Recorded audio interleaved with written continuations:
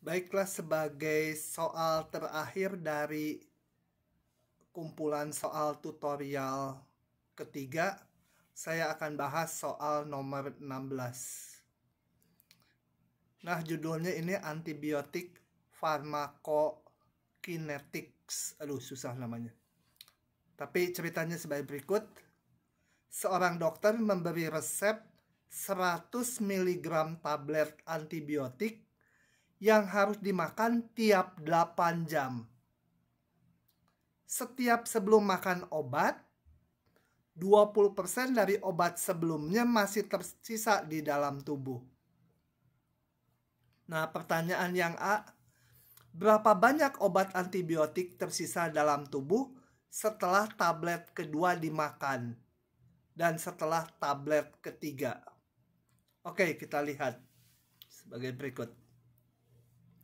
Karena minum obat tiap 8 jam, jadi periodenya 8 jam, maka saya munculkan variabel T adalah waktu per 8 jam.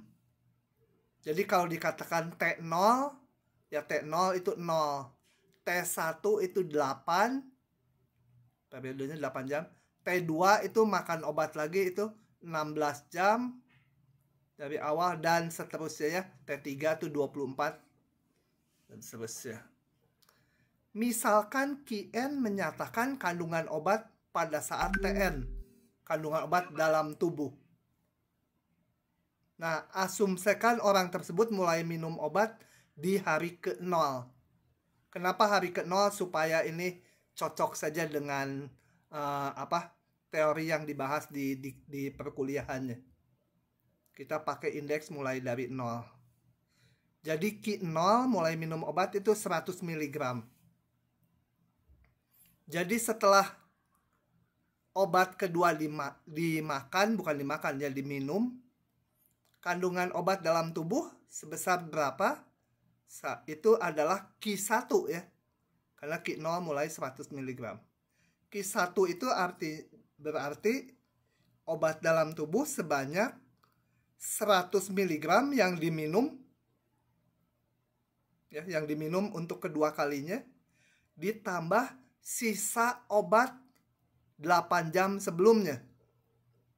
Sisa obat yang diminum 8 jam sebelumnya. Nah, sisa obat adalah dikatakan 20%, jadi 20/100 kali Q0. Kalau kita hitung menjadi ini 100 yang diminum kedua kalinya, ditambah ini sisa obat yang diminum pertama. Hasilnya 120 mg. Nah, sebenarnya ditanya setelah tablet ketiga. Setelah tablet ketiga berarti ini masih harus menghitung Q2 sama dengan 100 mg yang diminum ditambah 20% nih sisa dari Q1 kali 120 ya. Karena setelah minum yang Q1 ini kandungannya segini. Waktu minum obat yang ketiga kalinya masuk 100 ditambah sisanya 20% dari yang sebelumnya. Nah, ini tinggal dihitung ya. Oke. Itu menjawab yang pertanyaan A. Kemudian pertanyaan B. Jika Qn menyatakan banyaknya antibiotik sesaat setelah memakan tablet yang ke-N, tuliskan persamaan beda yang menyatakan Qn plus 1 sebagai fungsi dari Qn. Oke, kita lihat. Dengan pola yang jawaban A, kita bisa simpulkan Qn plus 1 itu adalah sama dengan obat yang dimakan ditambah 20%, 20% itu 20/100 dikali obat di periode sebelumnya. Ini ada salah, sorry, bukan Qn-1 tapi Qn ya. 20% dari kandungan obat dalam tubuh sebelumnya ditambah ini obat yang baru masuk. Jadi didapat seperti ini. Dengan Q0-nya mula-mula 100. Nah, yang C pertanyaannya, tentukan formula untuk Qn sebagai fungsi dari n. Kalau ini Qn fungsi dari Qn-1, dia dinamakan rekursif gitu ya. Banyaknya obat di periode ke n plus 1 sama dengan sekian bergantung kepada periode banyaknya obat pada periode ke n. Sekarang diinginkan yang C ini rumus untuk Qn yang bukan rekursif gitu ya, hanya bergantung pada n. Nah, ini sebenarnya rumusnya sudah kita turunkan. Kalau ada barisan seperti ini, maka Qn-nya adalah tinggal pengalinya 1/5 pangkat n kali Q0, Q0-nya 100, ditambah ini angka ini 100 kali 1 min pengali pangkat n ini gitu ya. Bukan pengali, ini waktu di diktat dinamakan pengali gitu ya. Sebenarnya sisa obat di sini.